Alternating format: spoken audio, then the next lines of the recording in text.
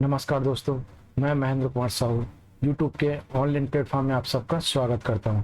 आज हम देखेंगे छात्रावास अधीक्षक पाठ्यक्रम का स्वरूप।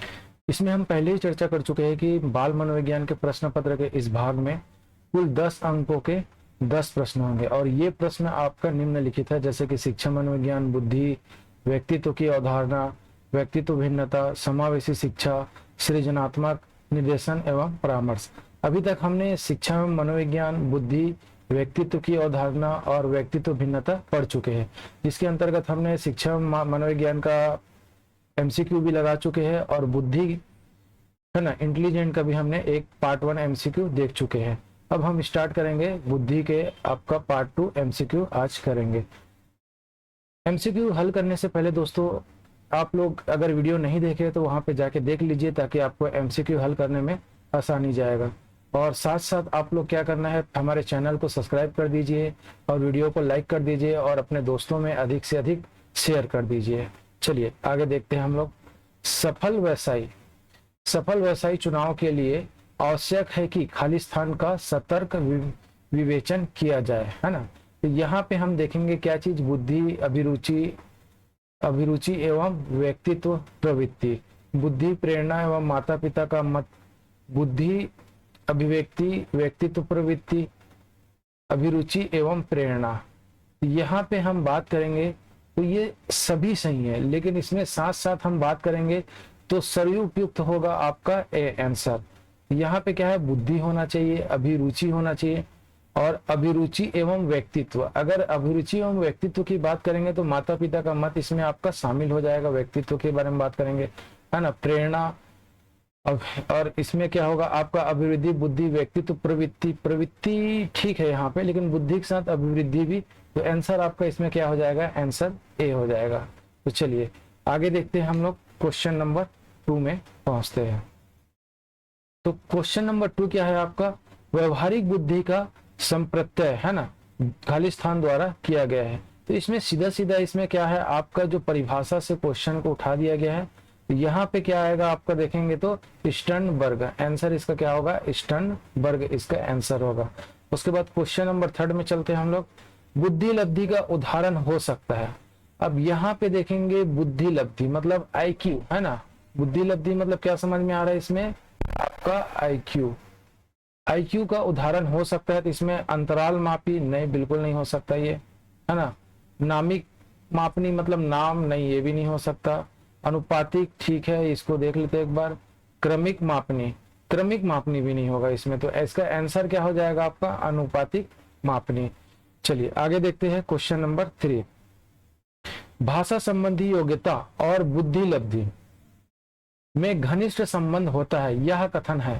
तो ये भी सीधा सीधा क्वेश्चन किया गया है दोस्तों यहाँ पे, तो इसको भी ध्यान रखना। सीधा सीधा इसका आंसर क्या हो जाएगा आपका, स्पाइकर एवं इरविन। इसका आंसर क्या होगा, स्पाइकर एवं इरविन। चलिए नेक्स्ट क्वेश्चन देखते हैं दोस्तों, क्वेश्चन नंबर 4। चलिए क्वेश्चन नंबर 4, अच्छा यहाँ पे क्वेश्चन आप लोग देख लीजिएगा, थोड़ा सा मिस्टेक हो गया, 5 आगे, है ना।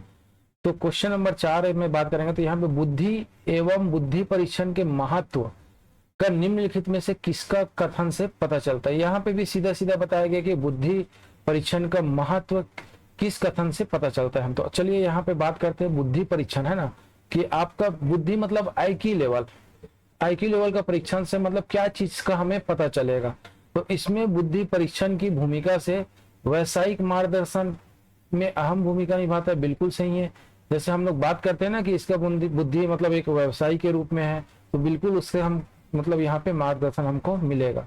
अब यहीं पे हम बात करेंगे बुद्धि परीक्षण द्वारा छात्रों को उन्नति के मार्ग पर प्रशस्त किया जाता है, बिल्कुल ये भी सही है आपका। परीक्षणों के द्वारा क्या होता है, छात्रों की उन्नति, जैसे हम बता रहे हैं कि बुद्धि, अगर मान के चलो एक छात्र का हम आईक्यू देखेंगे और बुद्धि परीक्षण करेंगे तो उससे उसकी रुचि पता चलेगा। जैसे हम सामान्य रूप में बात करेंगे कि उसको मैथ्स में रुचि है, रसायन में रुचि है, बायो में रुचि है, तो उससे क्या होगा, उन्नति के मार्ग प्रशस्त किया जा सकता है, बिल्कुल ये भी आपका सही होगा, है ना। अनुसंधान के विभिन्न घटकों के चयन हेतु बुद्धि एक आधार होता है। बिल्कुल अनुसंधान मतलब रिसर्च, आप किसी भी विषय में रिसर्च कर रहे हैं तो उसमें बुद्धि का आधार होना मतलब बिल्कुल महत्व है। तो इसके अनुसार इसका आंसर क्या हो जाएगा, आपका डी हो जाएगा। ठीक है, उपरोक्त सभी। चलिए नेक्स्ट क्वेश्चन देखते हैं, छठवां। ज्ञान के सभी विभिन्न मॉडलों द्वारा, है ना, मॉडलों द्वारा समझना, याद रखना, अनदेखा करना, कल्पना करना, तर्क करना को शामिल करने के लिए सामान्य शब्द क्या है। मतलब ये शब्द के लिए एक शब्द क्या है, इस तरीके से बात कर रहे हैं यहाँ पे। तो अनुभव, ठीक है, अनुभव कह सकते हैं हम, बुद्धि भी, है ना, समझ भी, ये सब तो है। लेकिन अगर एक शब्द में बात करेंगे तो यही चीज को तो अलग अलग बोला है, समझना, याद रखना, अनदेखा करना, कल्पना करना, ये सब अलग अलग पार्ट है। अनुभूति अगर बात करेंगे तो इसका आंसर हो जाएगा अनुभूति, है ना। क्योंकि हम जैसे मान के चलो किसी कक्षा में गए हैं तो हम लोग नॉर्मल पूछते हैं कि आपके अनुभव कैसा रहा, तो वो केवल व्यक्तिगत हो जाएगा कि उसका अनुभव।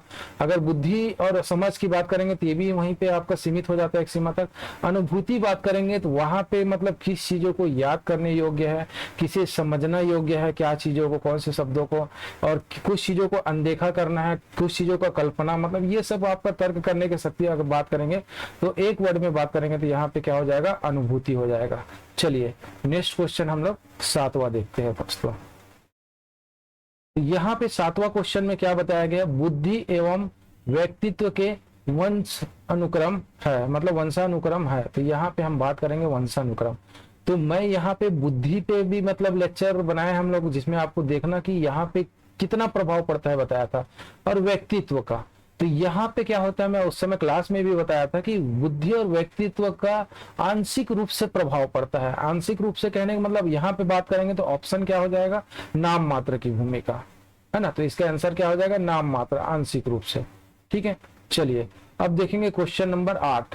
तो क्वेश्चन, बुद्धि एवं बुद्धि परीक्षण के महत्व निम्नलिखित में से किस कथन से पता चलता है। देखिए क्वेश्चन यहाँ पे क्या हुआ, क्वेश्चन रिपीटेड, है ना। क्वेश्चन रिपीटेड कहने का मतलब दोस्तों यहाँ पे ये बताना चाह रहा हूँ कि जो व्यापम में पूछ रहे हैं क्वेश्चन, आपका इसी प्रकार से क्वेश्चन को बार बार रिपीटेशन कर रहे हैं। अगर हम देखेंगे अभी तक के तो, है ना, जैसे कि आपका अभी तक हम लोग अगर बाल मनोविज्ञान की बात करेंगे तो शिक्षक भर्ती से संबंधित होता है और वहीं से क्वेश्चन आपका आएगा। तो इसके आंसर हम लगा चुके हैं, क्या आएगा आपका, उपरोक्त सभी। चलिए तो नेक्स्ट क्वेश्चन में चलते हैं। उसके बाद क्वेश्चन नंबर 9, है ना। चलिए तो क्वेश्चन नंबर 9 में क्या बताया जा रहा है कि भाषा संबंधी योग्यता और बुद्धि लब्धि में घनिष्ठ संबंध होता है, यह कथन है। चलिए ये भी क्वेश्चन आपका रिपीटेड हो रहा है ना। स्पाइकर और क्या हो जाएगा, इरविन, ये भी बता चुका हूं मैं, लेकिन ये सब अलग अलग सत्र में व्यापम द्वारा पूछा गया है। चलिए आगे देखते हैं क्वेश्चन नंबर 10। एक बालक की मानसिक आयु 15 वर्ष है और उनका शारीरिक आयु क्या है आपका, 12 वर्ष है। उनकी बुद्धि लब्धि होगी। तो यहाँ पे बुद्धि लब्धि मतलब मैं पहले ही बता चुका हूँ, मानसिक आयु इसका एक फार्मूला होता है दोस्तों। आईक्यू ज्ञात करने का क्या फार्मूला है आपका, सिंपल सा मैं इसको बुद्धि में बताया हूँ। आईक्यू बराबर क्या होता है आपका, मेंटल एज मतलब मानसिक आयु, और दूसरा वास्तविक एज या फिर शारीरिक आयु, इंटू हम यहाँ पे क्या कर देंगे, 100 से डिवाइड कर देंगे, है ना, इंटू कर देंगे तो हमको निकल जाएगा यहाँ पे। तो चलिए इसका निकालते हैं हम। तो ये क्या हो जाएगा, 12 डिवाइडेड बाई क्या है आपका, सॉरी 15 है ना, ये 15 डिवाइडेड बाई 12 इंटू क्या होगा यहाँ पे 100।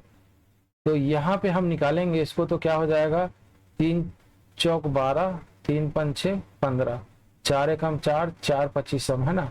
तो यहाँ 25 पंचे 125, तो इसकी आईक्यू लेवल क्या आ जाएगा 125। इसके बारे में हमने विस्तृत अध्ययन किया है दोस्तों बुद्धि में। आप वीडियो नहीं देखे हैं तो आप जाइए वहां पे और वीडियो देखिए, ठीक है। डिस्क्रिप्शन में मैं लिंक दे दूंगा, और साथ साथ आप लोग लाइक करना वीडियो को और चैनल को सब्सक्राइब करना ना भूलें। चलिए नेक्स्ट क्वेश्चन में आगे बढ़ते हैं। निम्न में से बहुबुद्धि प्रकार नहीं है। तो बहुबुद्धि प्रकार नहीं है, यहाँ पे मैं बता चुका हूं कि हमने ये भी रिपीटेड क्वेश्चन है दोस्तों, कि बहुबुद्धि का सिद्धांत आपका हार्वर्ड, है ना, हार्वर्ड गार्डनर ने 9 क्षेत्रों में विभाजित किया है, जिसमें से आपका कौन सा नहीं है, तो विश्लेषण बुद्धि आपका नहीं है इसका आंसर, क्योंकि नकारात्मक है, नहीं है। जैसे भाषाई बुद्धि में बताया था, मतलब जिस व्यक्ति के अंदर भाषा बुद्धि अधिक है तो उसके अंदर क्या होगा आपका, वो कवि बनेगा, लेखक बनेगा, शिक्षक बनेगा, है ना, तो ये सब का रहता है। उसी प्रकार में बहुत सारा बताया था, जैसे कि आपका शारीरिक बुद्धि अधिक है तो वो आप नर्तक बनेगा, खेल के उसमें रुचि रहेगा, है ना, संगीत में यहाँ तो संगीतकार बनेगा। इसी प्रकार 9 प्रकार का मैंने वहाँ पे विस्तृत अध्ययन या विश्लेषण किए हैं, आप वहाँ जाके देखिएगा, है ना, डिस्क्रिप्शन में लिंक दे दूंगा। चलिए नेक्स्ट क्वेश्चन की ओर आगे बढ़ते हैं हम लोग। तो क्वेश्चन नंबर 12 में आ जाते हैं ना। चलिए क्वेश्चन नंबर 12 में क्या है, बुद्धि के द्वितत्व सिद्धांत के अनुसार बुद्धि का विशिष्ट तत्व अथवा एस तत्व। देखिए यहाँ पे विशिष्ट तत्व किससे, एस से मतलब प्रदर्शित किया गया है। एस तत्व कहने का मतलब आपका होता है स्पेशल। इसमें अगर बात करेंगे तो 2 होता है, एक होता है आपका जी जो आपका क्या होता है जनरल या सामान्य होता है, एक एस होता है जो स्पेशल होता है। जनरल जो होता है ये जन्मजात होता है, ये कैसा होता है, जन्मजात, है ना। और ये क्या होता है, अर्जित होता है, अर्जित बुद्धि होता है ना, अर्जित। तो ये दोनों चीजों को आपको ध्यान रखना। तो यहाँ पे एस तत्व को पूछा है तो एस तत्व में आपका क्या आ जाएगा आंसर, अर्जित तत्व, या फिर अर्जित किया जा सकता है। मतलब ऐसे बुद्धि को द्वितीय सिद्धांत में एस जो बुद्धि होता है, विशिष्ट बुद्धि होता है, उसको अर्जित किया जाता है, और जो जनरल सामान्य बुद्धि होता है वो जन्मजात होता है। चलिए नेक्स्ट क्वेश्चन देखते हैं। चित्र पूर्णता परीक्षण एवं ब्लॉक डिजाइन परीक्षा बालक को जानने के लिए उपयोग किया जाता है। तो यहाँ पे जानने के लिए चित्र पूर्णता परीक्षण, है ना, मतलब चित्र को पूर्ण बनाने के लिए जो होता है, इससे क्या होता है, मतलब इसे जानने के लिए उपयोग किया जाता है। तो इसमें बालक को जानने के लिए उपयोग किया जाएगा, ठीक है। तो क्या चीज का, आपका बुद्धि जानने के लिए, मतलब पूर्णता, जैसे कि एक चित्र दे दिया, जैसे कि हम लोग कहा ना, उस चित्र को पूरा करना। तो अगर मान के चलो उसको बुद्धि लगा पाता है तो मतलब हमको पता चल जाएगा कि इसका मतलब क्या है, लेवल। और ये बुद्धि परीक्षण के विभिन्न पहलुओं में से एक है दोस्तों, ठीक है। तो इसका आंसर क्या हो जाएगा, बुद्धि परीक्षण। चलिए नेक्स्ट क्वेश्चन की ओर आगे बढ़ते हैं हम लोग। Question number 14। तो क्वेश्चन नंबर 14 क्या है, बुद्धि के द्विखंड सिद्धांत का प्रतिपादन किसने किया है। ये भी सीधा सीधा मतलब फैक्ट क्वेश्चन है। तो इसका आपका द्विखंड सिद्धांत का प्रतिपादन किसने किया, स्पेयरमैन ने। इसका आंसर क्या आ जाएगा, स्पेयरमैन। अब नेक्स्ट क्वेश्चन में आते हैं 15 में। हार्वर्ड गार्डन द्वारा निम्न में से एक को छोड़कर मतलब ये कौन सा सभी बुद्धि के प्रकार बताए गए हैं। तो यहाँ पे फिर मैं बता रहा हूँ दोस्तों कि यहाँ पे मैं बता रहा हूँ इसने 9 क्षेत्रों में विभाजित किया है बुद्धि को, कि कितना, 9 क्षेत्रों में विभाजित किया है हार्वर्ड गार्डन ने, ठीक है। तो जिनमें से एक कौन सा मतलब बुद्धि के प्रकार बताया गया। तो यहाँ पे कौन सा है, तो सीधा सीधा क्वेश्चन आपका सृजनात्मक, है ना। बताए गए प्रकार क्या है, एक को छोड़कर मतलब इसमें क्या पूछा जा रहा है, कौन सा नहीं है ना। छोड़कर मतलब ये नकारात्मक क्वेश्चन है, नहीं है, तो इसको ध्यान रखना है आपको। नहीं मतलब आपका कौन सा सृजनात्मक नहीं है। बाकी भाषा कौशल, अगर जिसका बुद्धि अगर अधिक है भाषा विकास में, तो ऐसे लोग क्या बनेगा, कवि, राइटर, है ना। और बाकी सब आप लोग को जाके वीडियो में देखना है, ठीक, और कमेंट करके बताना है इसमें कि क्या आएगा, है ना। जिसका अंतर व्यक्तित्व बुद्धि अगर अधिक विकसित रहेगा तो उसको वो क्या बनेगा, इसके बारे में आप लोग कमेंट करके बताइएगा। चलिए उसके बाद देखेंगे अंतर व्यक्तित्व बुद्धि से तात्पर्य। यही क्वेश्चन फिर से पूछ दिया यहाँ पे, अंतर व्यक्तित्व जो आपको पूछने वो रहता है ना। तो यहाँ पे देखते हैं अंतर व्यक्तित्व कौशल में क्या होता है, कि सीधा क्वेश्चन है यहाँ पे, अगर विभिन्न व्यक्तियों को समझने का कौशल होता है यहाँ पे, ठीक है, विभिन्न व्यक्तियों को समझने का। ऐसे व्यक्ति आपका साधु संत इस टाइप का मतलब निर्माण मतलब अधिक रहता है, तो ऐसा होता है, ठीक है। चलिए आगे हम लोग नेक्स्ट क्वेश्चन की ओर बढ़ते हैं दोस्तों। क्वेश्चन नंबर 17 ना। तो क्वेश्चन नंबर 17 में क्या दिया गया है, एक शिक्षक का भावनात्मक बुद्धि लब्धांश, है ना, लब्धांक ऊंचा है, तो इसका क्या तात्पर्य, कहने का मतलब कि उसका बुद्धि, ये सब के बारे में मैं पहले ही बता रहा हूँ कि बुद्धि शब्द में ये सारा कैसे निकालना है, क्या निकालना है, इसके बारे में हमने विस्तृत चर्चा की है दोस्तों। आप लोग वहां जाके इसको जरूर देखिएगा।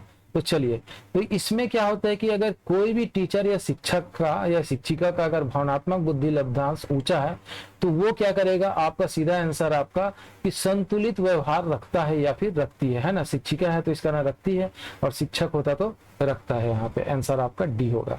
चलिए नेक्स्ट क्वेश्चन में आते हैं। एक बालक जिसका बुद्धि लब्धि 105 है, उसे वर्गीकृत किया जा सकता है। देखो दोस्तों, यहाँ पे सीधा सीधा क्वेश्चन है कि जिसका, देखो इसमें बहुत सारे चीज रहता है कि जिसका 140 से अधिक है, क्या चीज, आपका IQ, है ना, वो क्या होता है, अति प्रतिभाशाली के अंतर्गत। 140 या इससे अधिक होता है अति प्रतिभाशाली होता है, और जो 120 से 139 होता है, कितना, 120 से 139, तो ऐसे बच्चे क्या होता है आपका, अति श्रेष्ठ होता है। उसी प्रकार यहाँ पे क्या बोला है, 105 है ना, तो 105 में जो होगा उसका क्या होगा, सामान्य बुद्धि के अंतर्गत आएगा। सामान्य बुद्धि कहने का मतलब आपका, हम लोग यहाँ पे बात करेंगे तो उसका आईक्यू लेवल कितना होता है, 90 से लेकर कितना होता है आपका 119 तक के, 119 तक के आईक्यू लेवल रहेगा, तो वो क्या कहलाएगा, सामान्य बुद्धि। बाकी इसका भी हमने विस्तृत अध्ययन किया दोस्तों, वहां पे बुद्धि में मैं बार बार बोल रहा हूँ कि आप वहां पे जाके वीडियो देख लीजिए,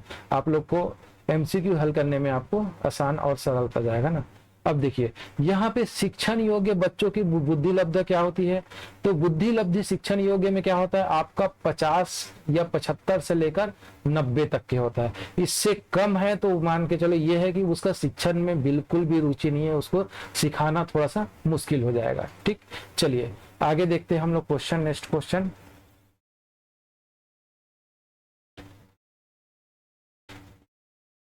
क्वेश्चन नंबर 20, यहाँ पे एक बालक जिसकी बुद्धि लब्धि कितना है आपका 85 है, उसे वर्गीकृत किया जाएगा। देखिए दोस्तों, इससे मैंने पूरा एक चार्ट दिया हुआ है, क्योंकि यहाँ से क्वेश्चन व्यापम में बार बार पूछा गया, तो इसको याद रखना। तो 85 जो होता है ये किसके अंतर्गत आता है आपका, मंद बुद्धि के अंतर्गत आता है ना। बुद्धि एवं विकास को प्रभावित करने वाले कारक है, तो इसमें कितने कारक है प्रभावित करने वाला, तो इसमें क्या होता है, अनुवांशिकता, बिल्कुल ये भी सही है आपका, भौतिक दशा है ये भी सही है, सामाजिक एवं सांस्कृतिक दशा है ये भी सही है। तो मतलब इसका आंसर क्या आ जाएगा, उपरोक्त सभी। इसके बारे में हमने विस्तृत अध्ययन किया, अनुवांशिकता कैसे होता है ना, सामाजिक एवं सांस्कृतिक दशाओं में कैसे प्रभावित करता है, ये सब हमने चर्चा की है। चलिए नेक्स्ट देखते हैं दोस्तों, विशेष शिक्षा के सिद्धांत में शामिल नहीं है। तो विशेष शिक्षा के सिद्धांत में क्या शामिल नहीं है, तो यहाँ पे हम बात करेंगे सार्वजनिक शिक्षा पर रोक, ये क्या है आपका शामिल नहीं है ना। तो यहाँ पे क्या शामिल है, सार्वजनिक शिक्षा शामिल है यहाँ पे, याद रखना। ठीक है दोस्तों, इसमें इसका आंसर क्या हो जाएगा, डी। तो आज हमारा बुद्धि का भी एमसीक्यू कंप्लीट हो गया दोस्तों। आज यहीं तक, जाने से पहले आप लोग हमारे चैनल को सब्सक्राइब कर लीजिएगा और वीडियो को लाइक करके अपने दोस्तों में, अपने व्हाट्सएप ग्रुप में अधिक से अधिक शेयर कीजिएगा। चलिए आज यहीं तक, धन्यवाद।